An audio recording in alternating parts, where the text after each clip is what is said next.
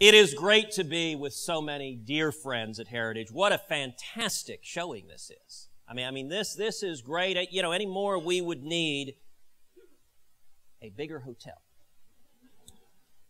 What I'd like to do here is present 3 tributes to freedom.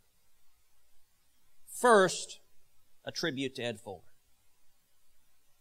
In 1973, Ed Fulner, Paul Weyrich, and Joseph Coors got together to form something from nothing. At the time, Brookings was the dominant powerhouse on the left, and there was a need for a think tank on the right that was engaged, that was producing ideas, and ideas that were relevant to the fight playing out on Capitol Hill. Ed was then a young congressional staffer in the midst of the fights and well aware that many of those fights, conservatives were arriving unarmed. It was a time when liberalism was on the march.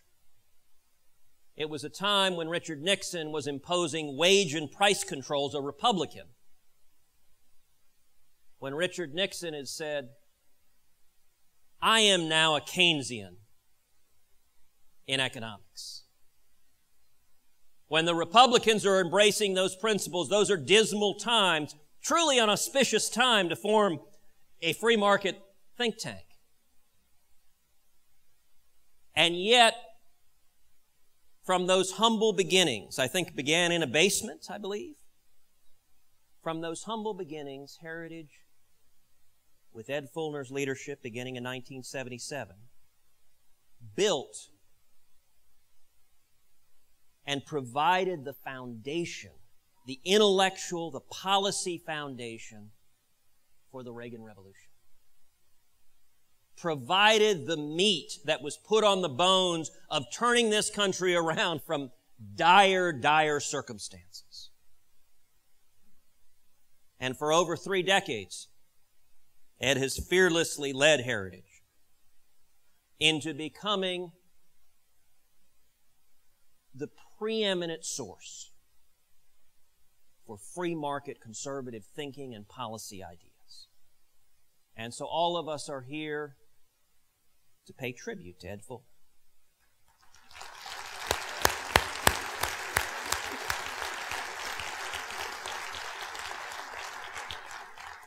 A second tribute I'd like to give is to Jim DeMint. Now, Jim DeMint, Heritage is interesting because Jim DeMint is what we call a recovering politician. There's a 12-step program. But I actually have to say, out of all the characteristics that are typical in politicians, Jim DeMint lacked one that is most commonplace, which is fear of ridicule. You know, when Jim DeMint served in the Senate, if you think back to 2008, 2009, those were lonely days. And Jim DeMint was perfectly happy to be virtually alone, saying, "Stop the madness. Can we get back to basic free market principles, to living within our means, to not bankrupting our country?" And many of his colleagues kind of scratched their heads and said, "Well, what is this Constitution of which you speak?"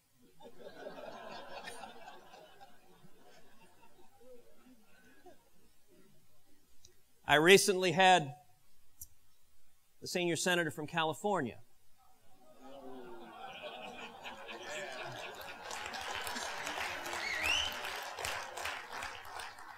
explain to me that I did not understand that it was Congress's job to make the laws, and then the courts could figure out if they were constitutional or not. And you know what? She was speaking the truth. That accurately describes what's been happening for the last 3 decades on Capitol Hill. And that's exactly the problem. But what Jim DeMint did in 2009 and 2010 was really extraordinary. He said, "We're not going to change this place until we change the people who are serving. He decided he wasn't going to convince his colleagues through jumping up and down and waving his arms and presenting every chart he could. The only way to convince his colleagues was to change the composition of the body. And Senator DeMint began doing something in 2010 really quite extraordinary. He began getting involved in Republican primaries all over the country and going against the consensus decision. Now, it's worth pausing to think just what a radical decision that was. That's not something sitting senators did. You're not supposed to butt into Republican primaries. And if you are, you're supposed to support whoever all of the graybeards in Washington have said is the right choice. And he began going around the country over and over again and supporting strong free market conservatives. People like Marco Rubio in Florida. People like Rand Paul in Kentucky. People like Pat Toomey in Pennsylvania. People like Ron Johnson in Wisconsin. People like Mike Lee in Utah. He got involved in those primaries. He raised millions of dollars. He broke a little bit of China. And as a result of the generation that came into the U.S. Senate in 2010 with Jim DeMint's help, he began fundamentally transforming the United States Senate.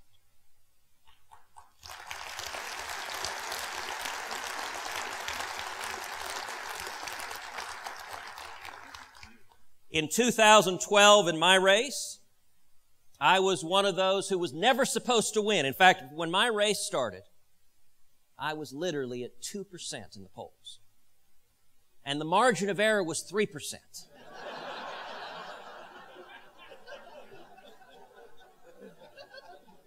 Which, Jim, if my math is right, means technically I could have been at negative 1%. And I'll tell you, Jim DeMint got involved early in my race, raised a mountain of money for my race. Texas is many things, but it ain't a cheap state. And stood against a barrage of criticism that he received for getting involved and daring to upset the apple cart. And I'll tell you right now, I would not be in the United States Senate if it were not for Senator Jim DeMint.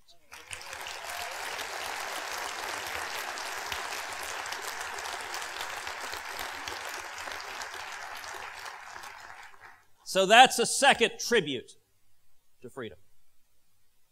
The third and final tribute to freedom I want to give is a tribute to the Heritage Foundation, to the ongoing and vital work that each of you has contributed to through blood and sweat and tears and toil and fortune.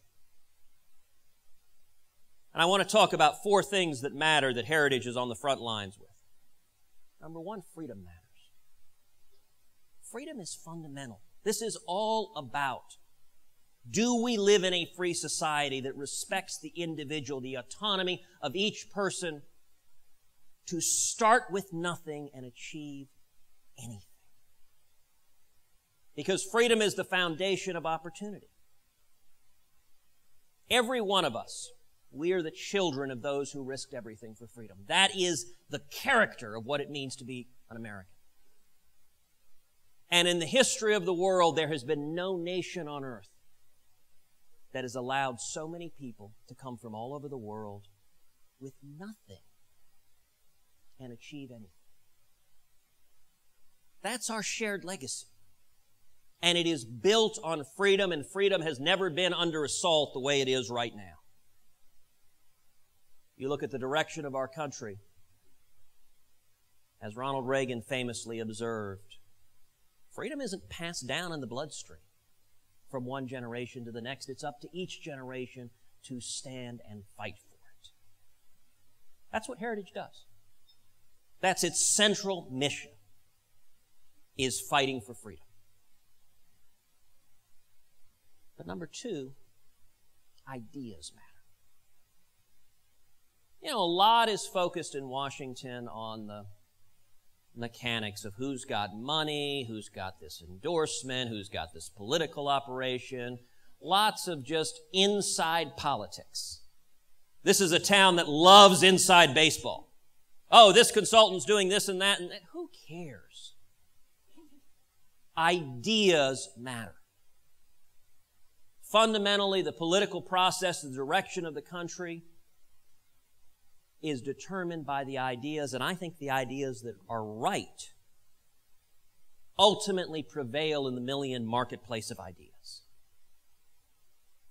And what Heritage does that is invaluable is it serves as a laboratory for developing, for percolating, for growing new ideas for freedom. To restore economic growth. The last 4 years, our economy has grown just 0.8%. It's only one other period since World War II where we've had 4 consecutive years of sub 1% growth on average. That was 1979 to 1982. That was coming out of Jimmy Carter. And you know what? It took Heritage's ideas then, that became the foundation for the Reagan economic agenda, to turn the economy around then.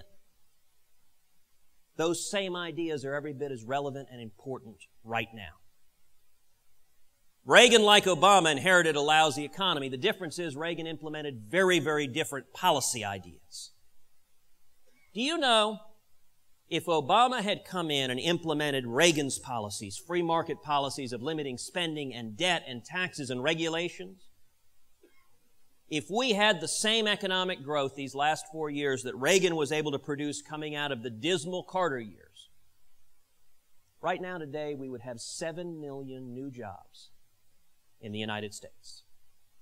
Now to put that in perspective, 7 million new jobs, that's like a brand new job for every man, woman, and child in Chicago, Philadelphia, Houston, and Boston.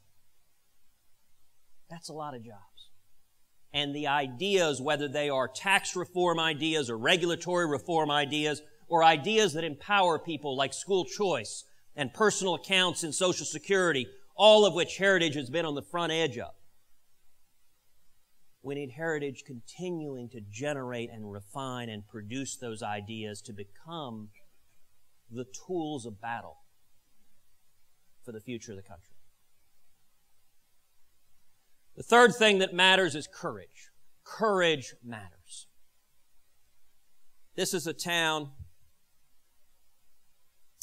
well, all of us were taught in junior high that invertebrates can't walk upright. And yet politicians disprove that every single day.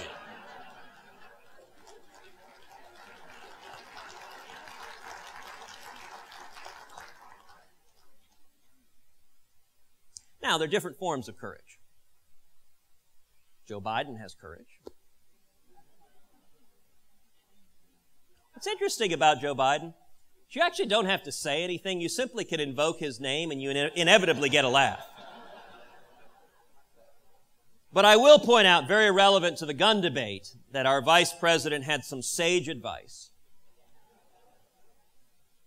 He said, if anyone is attacking your home, attacking your family, just go outside with a double-barreled shotgun and fire both barrels in the air.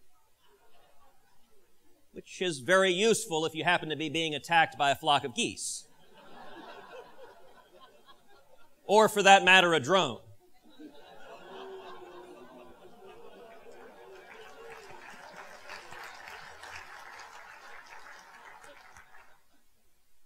But courage in this town is rare. And I will say this, it bodes well for Heritage that your new president, if there's one characteristic that made him stand virtually unique in the United States Senate, it was unflinching courage of his principle and willingness to withstand all manner of vilification when it came to standing for principle. And I'll tell you, Heritage now has tools, not just the foundation generating ideas, but there is Heritage Action that is engaged on the political side. The scorecard that Heritage Action puts together, I can tell you that is paid attention to in a close way. More than once I've been having lunch with my new colleagues and a vote's been coming up on some important issue. And it has been more than relevant to say, hey, this particular vote isn't being scored by Heritage, or it is. And for some elected officials in Washington, courage is not, shall we say, a naturally occurring phenomenon. And Heritage Action plays an important role in helping inject some spinal fortitude in leaders who might otherwise lack it. But the fourth thing that I think critically matters is communication matters. Freedom and ideas and courage don't actually move things unless you get out and you win the argument, unless you get out and you persuade the American people. And that's something Heritage has done a terrific job of doing, and it's something I would encourage in the next chapter. That Heritage devote even more energy and resources, and I am encouraged under Jim DeMint's leadership, that's exactly what Heritage is going to do, is carrying the message not just in lengthy policy white papers, although there's nothing as fun as a white paper, but looking for creative ways to carry the message, not just preaching to the choir, but to the people who aren't engaged. Looking for ways through new media. Looking through ways through Facebook, through Twitter, through online videos, through humor. You know, a few weeks ago I had the privilege of participating in a 13-hour filibuster.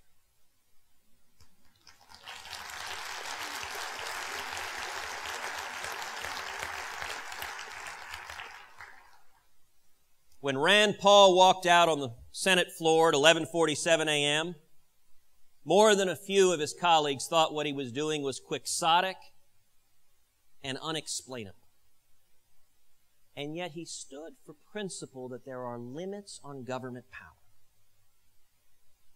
And in particular, for weeks, the Obama administration had refused to provide a direct answer to the question whether the Constitution prohibits the federal government from using a drone to kill a U.S. citizen on U.S. soil if that individual does not pose an imminent threat. And he stood for principle there. I was honored very quickly, along with Mike Lee, as the first two to stand by his side, and then one after another, senators came to the floor.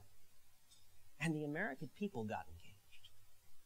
It was incredible as people started being fixated to C-SPAN. And that, by the way, is not a phrase that occurs naturally in the human language. And started engaging and emailing their friends and getting involved, in fact, in the middle of it. So the filibuster was actually the first time I ever spoke on the Senate floor. There is a tradition in Washington that freshman senators observe a reasonable time before they take to the Senate floor, and then that was a tradition I was respecting. Until that battle occurred that I could not stay away from. But one of the things I got to do during that filibuster is I went to the floor and read tweets. Actual tweets from Twitter that Americans all over the country had been sending. My favorite was a woman who said, "I'm a grandmother. I've never used Twitter before in my life, but I signed up for Twitter today to stand with Rand." Now, I'm pretty sure that means I'm pretty sure that was the first time tweets have ever been read on the Senate floor. Which I have to admit, General Meese, means I'm excited that 20 years from now I'm going to be an obscure answer to some political trivia game.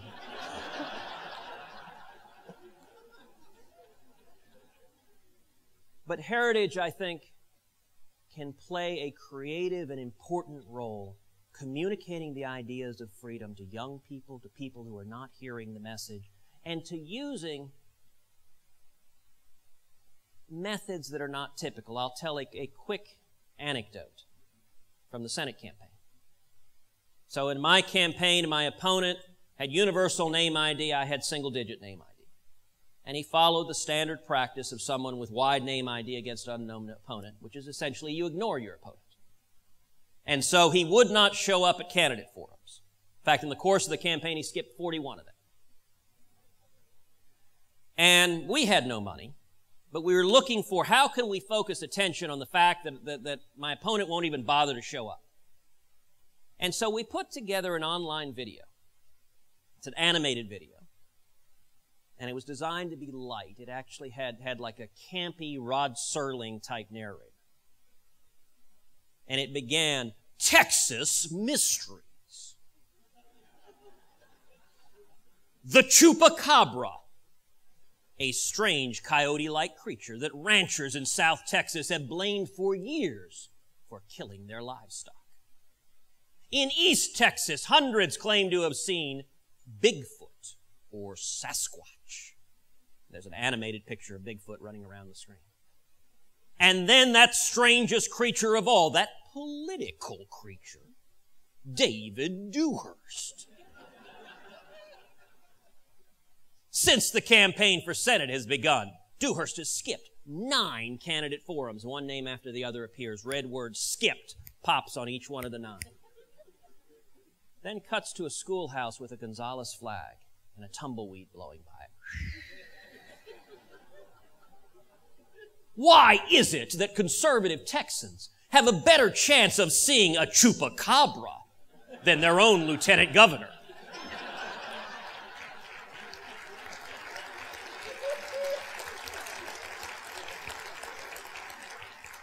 Now, that was light. It wasn't, look at this evil man, it wasn't beating up on him. It was campy, but it was designed to drive a point.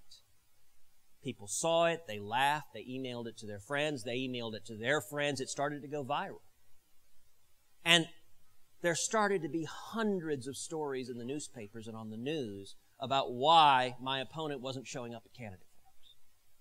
The power of one small little video that made people laugh, that wasn't over the top, that wasn't mean-spirited,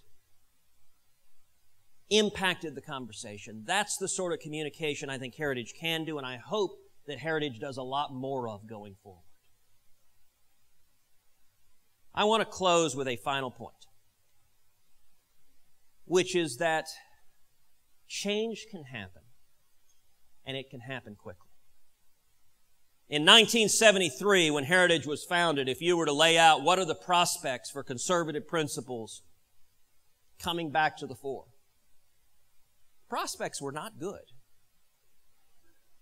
And yet, together, many of the men and women in this room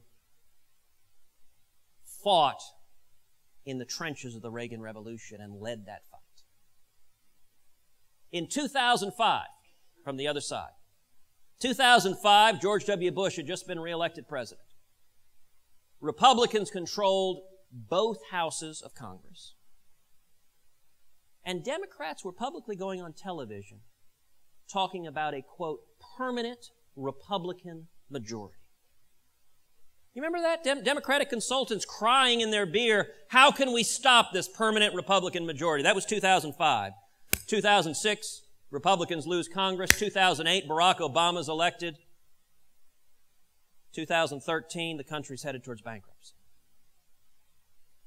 Things can change quickly. Very, very quickly. And a word of optimism, one of the reasons I am so optimistic. If you sit down and you make a list of who are the brightest stars, who are the leading thinkers who are effectively advocating free market principles, you come up with people like Marco Rubio, Rand Paul, Mike Lee, Pat Toomey, Ron Johnson, Scott Walker, Nikki Haley. 5 years ago, not a single one of them was in office. And every one of those leaders was a kid when Reagan was in the White House. I like to refer to this new generation of leaders that are stepping forward as the children of Reagan. Because we all learned to watch and emulate a president. I will go to my grave with Ronald Wilson Reagan defining what it means to be President of the United States.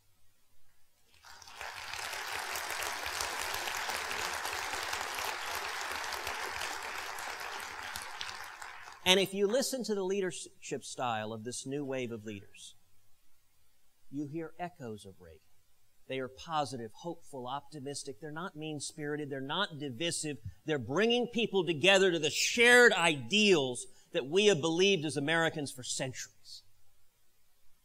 And that gives me a great deal of hope that the children of Reagan, who are also, I would note, the children of heritage, are leaders who are leading the fight right now and standing shoulder to shoulder with the men and women in this room. I am convinced we have brighter days ahead, and we together are going to restore that shining city on a hill that is the United States of America. Thank you, and God bless you.